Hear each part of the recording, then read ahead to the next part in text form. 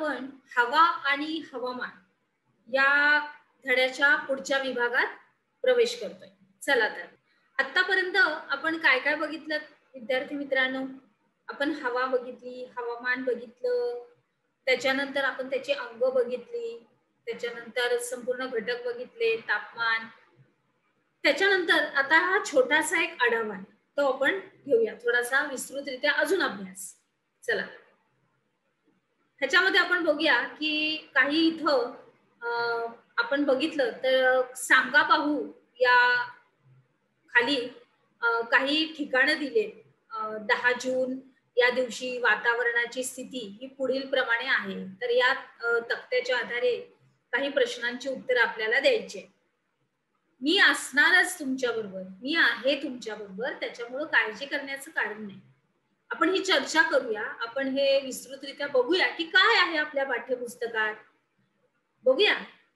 तर आता काय काय दिलेलं आहे? अनुक्रमणिका क्रमांक, शहर, राज्य, वेळ आणि हवा कशी आहे. त्याच्यानंतर अनुक्रमणिकेमध्ये 1 ते 3 हे अंक आहेत आणि शहरामध्ये कोच्ची, भोपाळ आणि मसुरी दिलेली आहे. त्याच्यानंतर राज्य दिलेत केरळ, मध्य प्रदेश आणि उत्तराखंड. बरोबर? केरळ, मध्य प्रदेश आणि उत्तराखंड. आणि वेळ काय आहे? दुपारी 12:30 वाजता. मध्य प्रदेश भोपाळमध्ये दिले दुपारी 12:30 वाजता आणि मसुरीमध्ये दिले दुपारी 12:30 वाजता. बरोबर? आणि हवा कशी आहे तिथली? तर कोच्ची मधली ढगाळ आहे, भोपाळ मधली कडक ऊन पडलेलं आहे मध्य प्रदेशात, आणि मसुरी उत्तराखंड मध्ये थंड हवा आणि अगदी बेताचं ऊन. आता बघा आपल्याला हा तक्ता अशा रीतीने दिलाय की आपल्याला त्यांनी उत्तरच दिलेत. आता प्रश्न काय ते बघूया. कोणत्या ठिकाणी वाळत घातलेले कपडे हे लवकर वाळतील ते सहकारण सांगा. अर्थात भोपाळ आणि मध्य प्रदेश मधले, कारण तिथं कडक ऊन पडलेलं आहे आणि उन्हामधलं पाण्यामधलं बाष्प हे निघून जाणार आहे, सगळा ओलापणा निघून जाणार आणि आपले कपडे हे सुकलेले असणार. त्याच्यानंतर दुसरं आहे की कोणत्या ठिकाणी कपडे उशिरा वाळतील आणि का. कारण तिथं थंड हवा आणि बेताचं ऊन आहे, म्हणजे ते ठिकाण आहे मसुरी उत्तराखंड. आलं लक्षात? उत्तर सोपी आहेत. आपल्याला एक छोटासा तक्ता त्यांनी दिलाय हवा, हवामान ह्याचं सगळ्याचं बघण्यासाठी. त्याच्यानंतर या ठिकाणाच्या वातावरणाची स्थिती जी आहे ती नेहमी अशीच राहील की त्यात बदल होणार? नक्कीच बदल होणार. बरोबर आहे? कारण हवा ही बदलतच असते. आपण धड्याच्या सुरुवातीला शिकलेलो आहोत. समजलं? आता पुढे जाऊया.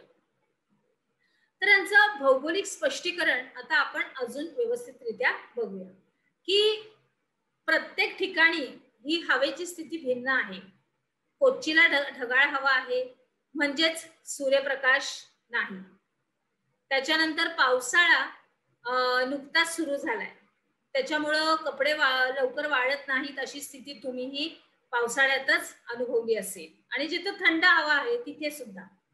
मसुरी कर्कवृत्ताच्या उत्तरेस असल्याने तेथे सूर्याची उष्णता तुम्हाला कमी मिळणार आहे.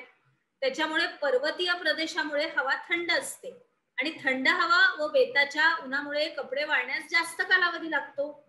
आपण अगोदरच आपल्या प्रश्नांची उत्तरं आपण चर्चा पण केलेली आहे, परंतु परत एकदा आपण बघतोय ते सगळं काही. बरोबर आहे?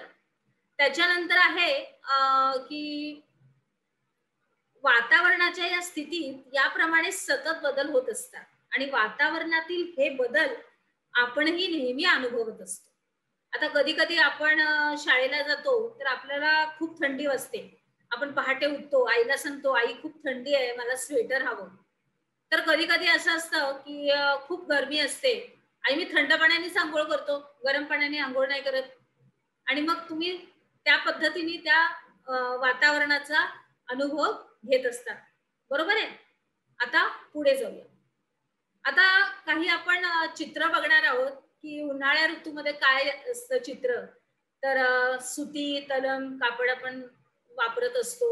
उन्हाळ्यामध्ये कसं थंड हवेच्या ठिकाणी आपण जातो, थोडक्यात सरबत, त्याच्यानंतर थंड पेय, आईस्क्रीम असे पदार्थ खातो आणि जितकं शांततेत राहता येईल असं खेळण्यात आरामात, कारण त्यावेळेस अभ्यास नसतो, कसलेही टेन्शन नसतं आपल्याला, काही आपल्या डोक्यावर हे पण नसतं जास्त अवघड स्थिती. तर कसं हलकं फुलकं वातावरण असतं, बरोबर आहे. त्याच्यामुळं तुम्ही त्या पद्धतीने तो ऋतू बरोबर सामना करणार त्या ऋतूचा, बरोबर. पुढचा ऋतू आहे पावसाळ्याचा.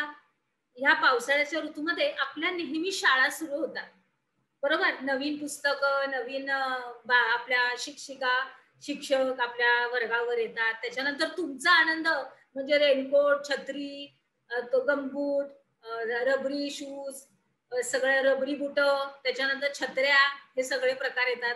पाणी ठिकठिकाणी साठलं जातं, त्याच्यामध्ये उड्या मारणं. त्याच्यानंतर अशा रीतीने ह्या पावसाचा सुद्धा आनंद अतिशय तुम्ही चांगल्या रीतीने घेता.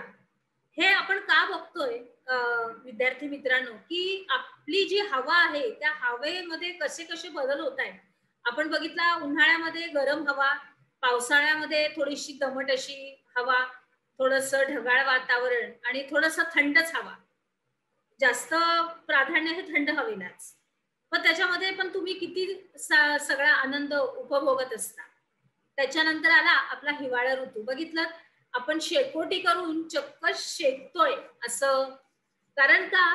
कारण त्यावेळेस खूप थंडी पडते आणि थंडीमध्ये आपण नेहमी काय करत असतो, तर थंडीपासून संरक्षण. तर आता ही मुलं थोडी वेगळ्या पद्धतीची दिसतात थोडी, तर ती स्वेटर न घालता सरळ सरळ आपल्या शेकोटीचा आनंद घेत आहेत. आपण स्वेटर घालतो, मफलर घालतो, पायमोजे घालतो, हातमोजे घालतो, कानटोप्या घालतो आणि अशा रीतीने आपण या हिवाळ्या ऋतूमध्ये कोणतं हवामान असतं, थंड, त्या हवामानाचा आपण अनुभव घेतो.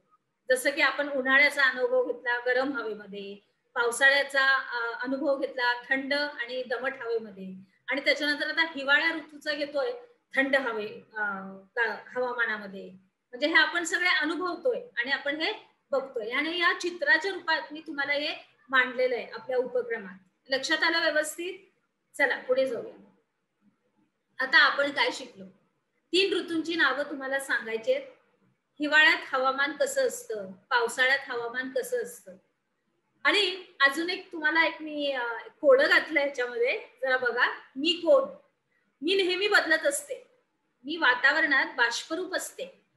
मी सर्व ठिकाणी सारखी नसते आणि मी जलबंधूचे स्थायी रूप असते.